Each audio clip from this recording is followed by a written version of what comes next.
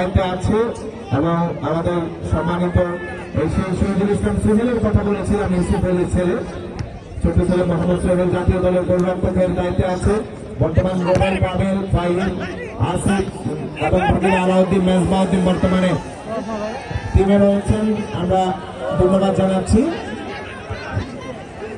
সুপ্রিয় দর্শক শ্রোতা, অনেক ফুটবল কোচ আমাদের ইউনুস ভাই এবং আমাদের জসিম ভাই, অনেক ফুটবল খেলোয়াড় যারা চট্টগ্রামের ফুটবলে সবসময় ভূমিকা রেখেছেন এবং বর্তমানে ভূমিকা রেখে চলছেন। আমি অভিনন্দন জানাচ্ছি এবং আমাদের দর্শক, আমাদের কোন ঋতু পান্না কিন্তু খেলা শেষে ছবি তুলবে। আপনারা এখন ডিস্টার্ব করলে সব বিরক্ত বোধ করবে। এখন ডিস্টার্ব করবেন না প্লিজ। খেলা শেষে আমরা মাঠে নিয়ে গিয়ে সবাই ছবি তুলব। এখন ডিস্টার্ব করবেন না।